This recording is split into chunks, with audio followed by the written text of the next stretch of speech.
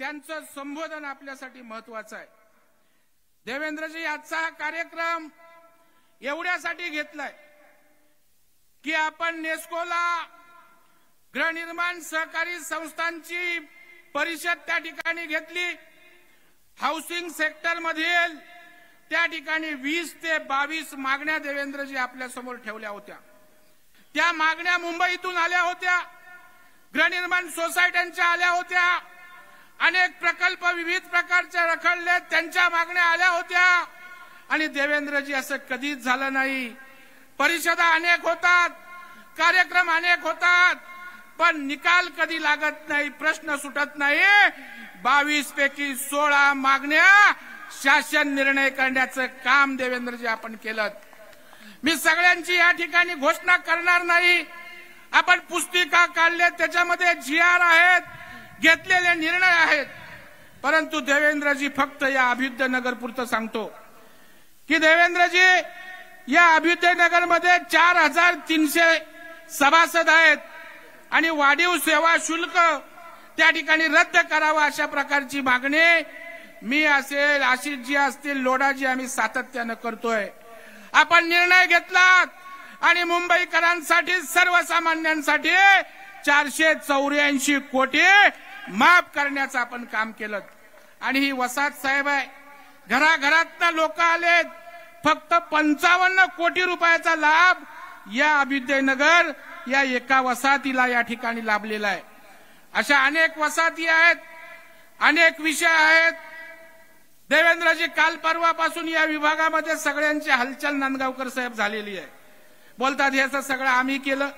अरे 2.5 वर्षाचा कालावधी होता। आशिषजी घाबरलेत जरा, देवेंद्रजींचे पाय लागले की आता काय आमचं खरं नाही, अशा प्रकारचं आज या ठिकाणी चित्र उभं राहिलंय। कारण कधी काळी हा गिरणगाव त्या ठिकाणी कोणाचा तरी बालेकिल्ला होता। देवेंद्रजी आपल्या आगमनानं मी आज आपल्याला सांगतो, येणाऱ्या काळामध्ये तुमच्या नेतृत्वाखाली हा गिरणगाव आपला बालेकिल्ला झाल्याशिवाय राहणार नाही, हा विश्वास या ठिकाणी व्यक्त करतो। अनेक विषय आहेत, काही विषय आशिषजी आपल्या भाषणात मांडतील, काही विषय त्या ठिकाणी लोढाजी आपल्या भाषणात मांडतील। मी आपला वेळ जास्त घेणार नाही। देवेंद्रजी काही केंद्र शासनाच्या जमिनीवरचे प्रकल्प आहेत, वन जमिनीवरचे प्रश्न आहेत, रेल्वेवरचे प्रश्न आहेत, बीपीटीचे प्रश्न आहेत, सीओडी वरचे प्रश्न आहेत। आपल्याकडून अपेक्षा आहे की आपण सरकार म्हणून नेतृत्व करून त्या ठिकाणी केंद्र सरकारला या ठिकाणी पण विकासासाठी सरकारने पुढाकार घ्यावा, ही मागणी या ठिकाणी आहे। बाकीच्या मागण्या मी या ठिकाणी सांगत नाही। मनीषाताईंनी निवेदन दिलंय, पोलीसच्या त्या ठिकाणी पत्नी 1200 महिला आलेल्या आहेत, त्यांच्या कालिदास कोळंबकर साहेबांचा पाठपुरावा असतो, त्यांचे प्रश्न आहेत। अनेक विकासाचे पुनर्विकासाचे प्रकल्प रखडलेत। त्या ठिकाणी माझी आपल्याला विनंती आहे देवेंद्रजी, लोकांच्या अपेक्षा आपल्याकडून वाढल्यात, कारण जो करतो त्याच्याकडून त्या ठिकाणी अपेक्षा असतात। आणि देवेंद्रजी आपण 5 वर्ष राज्याचा मुख्यमंत्री म्हणून दाखवून दिलेत विकास काय असतो। 2.5 वर्षाच्या कालावधीमध्ये विकास ढेपाळला होता, पुन्हा तुम्ही सरकार आणलं, पुन्हा विकास त्या ठिकाणी चालायला लागला। देवेंद्रजी हे मुंबईकरांचे राहिलेले प्रश्न आपण पालकत्वाच्या भूमिकाने त्या ठिकाणी पाहून सोडवावेत, अशा प्रकारची नम्र विनंती मी आपल्याला या ठिकाणी करतो। मी मुंबईकरांना लाख लाख धन्यवाद देतो। आमचं हाऊसिंग फेडरेशन असेल, मुंबई जिल्हा बँक असेल, मुंबईच्या वेगवेगळ्या प्रकारच्या सहकारी संस्था असेल, भारतीय जनता पक्षाचे आमचे कार्यकर्ते असतील, खास करून युवा मोर्चाचे कार्यकर्ते असतील, या सगळ्यांचं मनापासून आभार व्यक्त करतो की त्या ठिकाणी त्यांनी धन्यवाद देवेंद्रजीसाठी मुंबईकरांचा सहभाग त्या ठिकाणी घेतला। मुंबईकर जे आहेत, जे हाऊसिंग सोसायट्यात राहतात, जे प्रकल्पग्रस्त आहेत, ती लोक इथे बसलेत। हा कार्यकर्त्यांचा मेळावा देवेंद्रजी नाहीये, हे त्या ठिकाणचे अफेक्टेड लोक आहेत, या ठिकाणी लाभार्थी लोक आहेत, या ठिकाणी अपेक्षार्थी आलेले आहेत। आपण त्यांना विश्वास द्या आणि या ठिकाणी हे राहिलेले सारे प्रश्न त्या ठिकाणी आपल्या नेतृत्वाखाली सुटावेत असं साकडं मुंबईकरांच्या वतीनं या ठिकाणी मी आपल्याला घालतो। अनेक खासदार मान्यवर नेते आहेत, परंतु भाषणाचा आम्ही कटशॉट केला।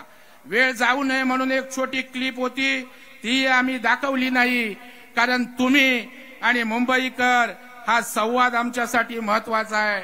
देवेंद्रजी मुंबईकर सुसंस्कारित आहेत, कृतज्ञता मानणारे आहेत। आपण आमच्यासाठी केलं तर तुमच्या प्रति कृतज्ञता व्यक्त करण्यासाठी हा सारा मुंबईकर या ठिकाणी जमलाय। मुंबईकरांच्या वतीनं आपल्याला लाख लाख धन्यवाद देतो। धन्यवाद देवेंद्रजी। हेच प्रेम, हाच आशीर्वाद, ज्या अपेक्षेने लोक या ठिकाणी आलेत त्या अपेक्षा पूर्तीसाठी सुद्धा राहावा अशा प्रकारची नम्र प्रार्थना करतो।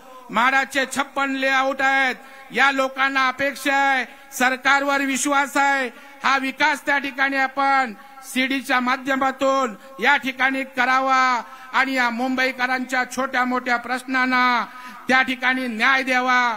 देवेंद्रजी मी माफी मागतो, खूप निवेदनांचा गट्टा आहे, तो शॉर्टलिस्ट करून मी आपल्याकडे त्या ठिकाणी देईन आणि जशा आपण मॅरेथॉन बैठका 150-200 अधिकाऱ्यांच्या त्या ठिकाणी आपण वरिष्ठ पातळीवर लावून आम्हाला विश्वास दिलात, त्याच पद्धतीने येणाऱ्या काळात त्या बैठका लावून हे प्रश्न निकाली लावावे। मी सगळ्यांचे आभार मानतो। खास करून आमचे म्हाडाचे अधिकारी आहेत, एसआरए आहेत, त्या ठिकाणचे म्हाडाचे रजिस्ट्रार आहेत, सहकार खात्याचे त्या ठिकाणचे रजिस्ट्रार आहेत, या सगळ्यांचे आभार एवढ्यासाठी मानतो की त्यांनी हा मुंबईकरांचा कार्यक्रम समजून त्या ठिकाणी त्यांनी मेहनत घेतली। या अभियानात त्या ठिकाणी धन्यवाद देवेंद्रजीचा सहभाग दर्शवला, त्याबद्दल या सगळ्यांचं मनापासून या ठिकाणी मी आभार व्यक्त करतो। आणि एवढ्या मोठ्या संख्येनं या ठिकाणी देवेंद्रजी अजून लोक ट्रान्झिट मध्ये आहेत, आपल्यावर केवढा लोकांचा विश्वास आहे बघा साहेब। जराही अतिशयोक्ती नाही, ही गर्दी तुमच्या प्रामाणिकपणाची गर्दी आहे, ही तुमच्या विश्वासाची गर्दी आहे। हा माणूस मुंबईसाठी त्या ठिकाणी रात्रंदिवस आम्हाला न्याय देऊ शकतो, या विश्वासाने या ठिकाणी लोक आलेत। आपण आम्हाला वेळ दिलात आणि या ठिकाणी या माझ्या मायबाप जनता जनार्दनीचे त्या ठिकाणी आपण धन्यवाद देवेंद्रजी म्हणून शुभेच्छा स्वीकारल्यात, त्याबद्दल आपल्याला लाख लाख धन्यवाद देतो। माझे अनेक मुद्दे होते, परंतु या ठिकाणी देवेंद्रजींचं मार्गदर्शन महत्वाचं आहे। आपल्या सगळ्या मागण्या देवेंद्रजी, काल कार्यक्रम मी या ठिकाणी तयारीला असताना मला 17-18 निवेदनं या ठिकाणी घेऊन शिष्टमंडळे आली। पोलिसांच्या 40-50 त्या ठिकाणी असणाऱ्या पत्नी भगिनी आमच्याकडे आल्या। लोकांच्या अपेक्षा वाढल्या आहेत की तुम्ही आम्हाला न्याय द्याल, प्रत्येक प्रश्न छोटा मोठा समजून घेऊन या मुंबईकरांना न्याय द्यावा। धन्यवाद देवेंद्रजी। जय हिंद, जय महाराष्ट्र, भारत माता की जय। धन्यवाद प्रवीण भाऊ।